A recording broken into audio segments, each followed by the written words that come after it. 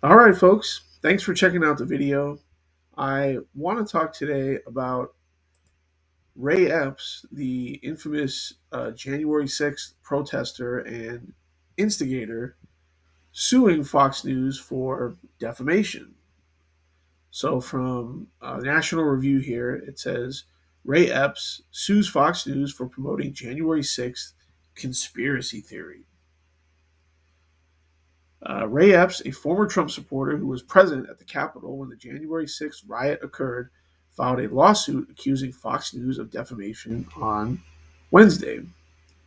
The suit accuses Fox News host Tucker Carlson of promoting the unfounded theory that Epps was an undercover federal agent who entrapped Trump supporters by encouraging them to trespass at the Capitol.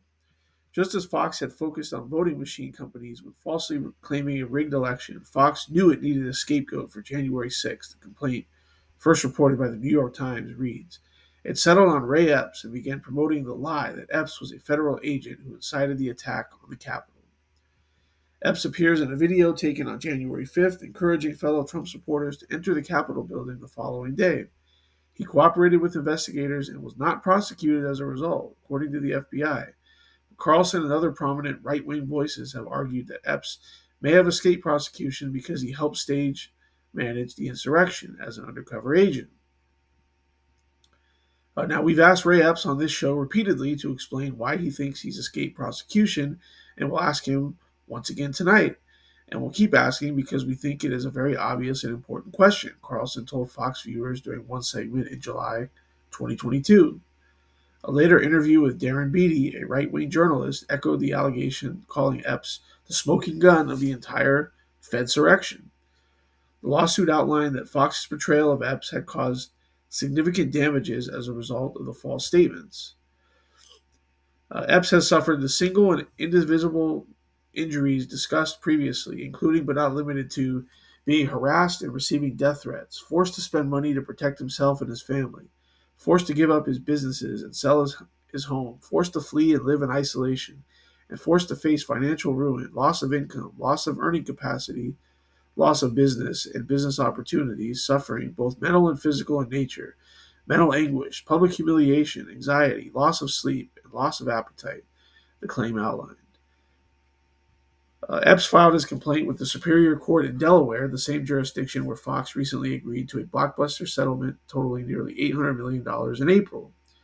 Epps is a U.S. Marine veteran who says he was forced to sell his Arizona ranch and wedding venue business and relocate to a mobile home in a remote part of Utah with his wife after receiving a torrent of death threats.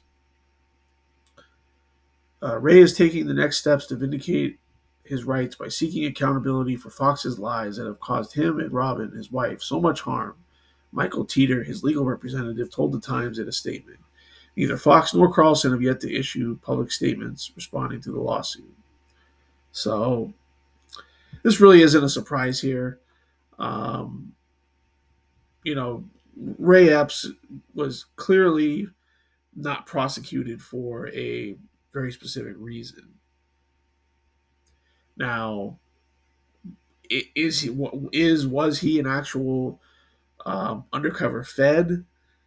Not necessarily, but clearly, I believe. I mean, maybe the guy's just a dupe. Maybe he was manipulated. He was orchestrated behind the scenes by Feds to go there to act a certain way and help rile up this whole thing. I think that's a possibility as well. That he may not literally be a Fed on the payroll, but he himself may have been duped by Feds to act in the ways that he did on January 6th. But clearly, I don't think this lawsuit has any merit. I don't think it's going to go anywhere. People have a very difficult time proving defamation. So he would have to prove that Fox News willingly told lies about him when people like Tucker Carlson were just asking questions. They were just pointing out how crazy it is that you have all these men and women who have been in prison for having far less to do with anything that happened on January 6th. And yet, this guy who was yelling and screaming and telling people to go into the Capitol just was able to go on his way. So, very interesting here.